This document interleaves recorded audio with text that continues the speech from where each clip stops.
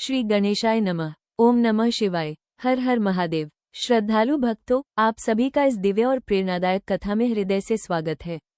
आज हम सुनेंगे उस महान बाल ऋषि की विस्तृत गाथा जिनकी भक्ति ने समय, मृत्यु और नियति तीनों को चुनौती दे दी।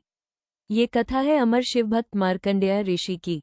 ये केवल एक कथा नहीं, यह विश्वास की पराकाष्ठा है। ये केवल एक प्रसंग नहीं, ये भक्ति की विजय है। आइए मन को शांत करें और इस पावन यात्रा में प्रवेश करें।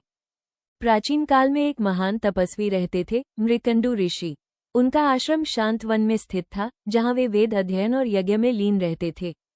उनकी पत्नी मरुद्वती भी अत्यंत धर्मपरायण थी, किंतु उनके जीवन में एक गहरी पीड़ा थी। वे संतानहीन थे। संतान के बिना जीवन अधूरा प्रतीत होता था। उन्होंने अनेक यज्ञ किए, तीर्थों की यात्रा की, परंतु संतान प्राप्ति न हुई। अंततः दोनों ने वन में जाकर भगवान शिव की घोर तपस्या आरंभ की। वर्षों तक वे कठोर व्रत में लीन रहे। गर्मियों में अग्नि के बीच बैठते, वर्षा में भीगते, शीत में जल में खड़े रहते। उनका एक ही मंत्र था, ओम नमः शिवाय। उनकी तपस्या से देवलोक भी प्रभावित हुआ। अंततः भगवान शिव प्रसन्न होकर प्रकट हुए। महादेव बोले, ऋषिव, तुम्हारी भक्ति अद्वितीय है, वर मांगो। मृकंडु ऋषि ने विनम्रता से कहा, प्रभु, हमें एक तेजस्वी, धर्मनिष्ठ और महान पुत्र चाहिए। तब शिव बोले, दो विकल्प हैं, एक अल्पायु परंतु अत्यंत प्रतिभाशाली पुत्र, दूसरा दीर्घायु परंतु साधारण बुद्धि वाला पुत्र, क्षण भर का मौन। फिर ऋषि बोले, हमें गुण चाहिए, आयु नहीं, चाहे वो 16 वर्ष ही क्यों न जिए। महादेव ने आशीर्वाद दिया, तथास्तु। समय आया और एक अद्भुत तेज से युक्त बालक ने जन्म लिया। उसके जन्म के साथ ही आश्रम में दिव्य प्रकाश फैल गया। वह बालक था मार्कंडेय। बाल्यकाल से ही उसका स्वभाव असाधारण था। अन्य बालक खेल में मग्न रहते, पर वो ध्यान में बैठ जाता। वह शिवलिंग के सामने घंटों बैठकर मंत्र जपता। उसकी आंखों में गंभीरता और चेहरे पर अद्भुत शांति थी। कई ऋषियों ने कहा, ये बालक साधारण नहीं, महान बनेगा।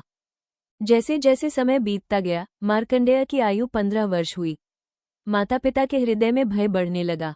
उन्हें वो वरदान याद था, 16 वर्ष की आयु में मृत्यु निश्चित।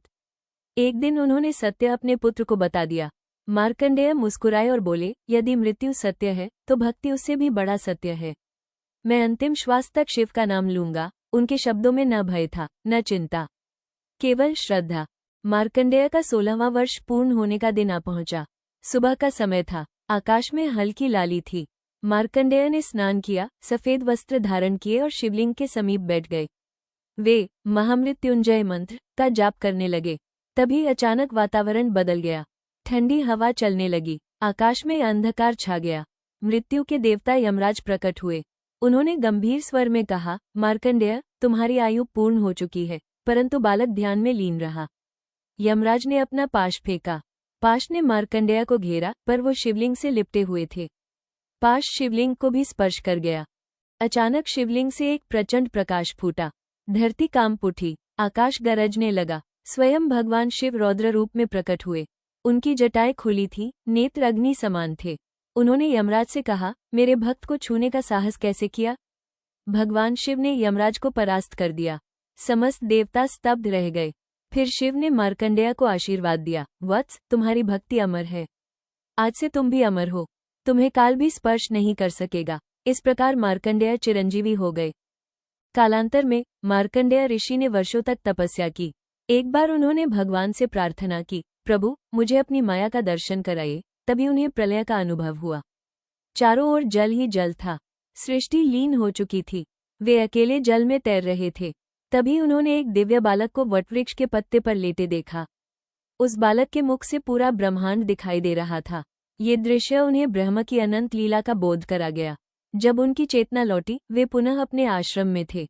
उन्होंने समझ लिया, ईश्वर की माया अनंत है।